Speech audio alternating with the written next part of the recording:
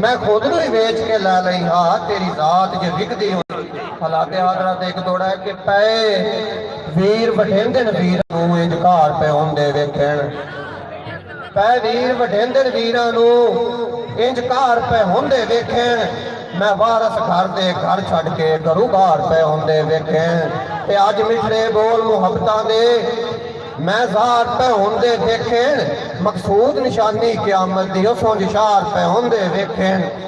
आखिरी दौड़ा के जेड़े खांदे ही रिज़्क हराम दा होवन कदा ओ कोई सुख दियां सुनदे हैं। बहुत शुक्रिया, बड़ी मेहरबानी कि जेड़े खांदे ही रिज़्क हराम दा होवन कदा ओ कोई सुख दियां सुनदे हैं।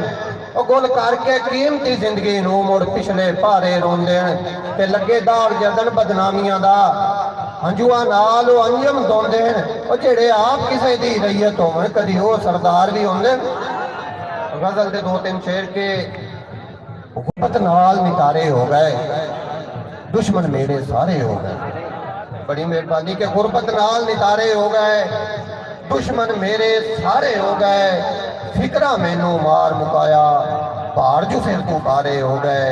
ते इंज बदली है दुनिया वेखो, इंज बदली है दुनिया वेखो। मिठे खूह भी खारे हो गए ते लोकां दे लई रेशम जेड़े साडे लई ओ आरे हो गए। ते सिर तू मापे टुर गए अंजम सुंजे पासे चारे हो गए। बहुत बहुत शुक्रिया जी, बड़ी मेहरबानी।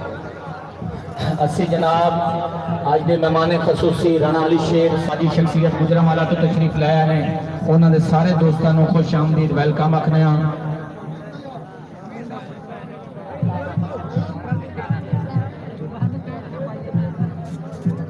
मेजर मोहम्मद रिजवान साहब को असी खुश आमदीद आखने हैं अज की खूबसूरत महफल। बहुत शुक्रिया आसिफ साहब।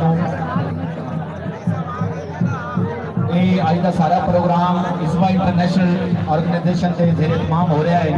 तो सारे दोस्तों को गुजारिश है कि बैठो, सारे दोस्त बैठो,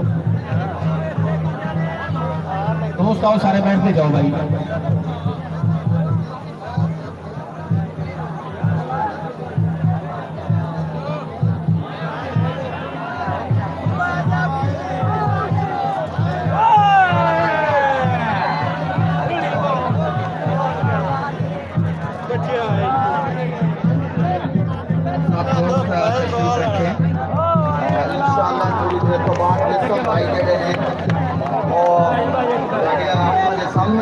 सारे दोस्त तशरीफ रखन। पाकिस्तान के मोस्ट पॉपुलर शायर सारे दोस्त अपने तशरीफ रखो।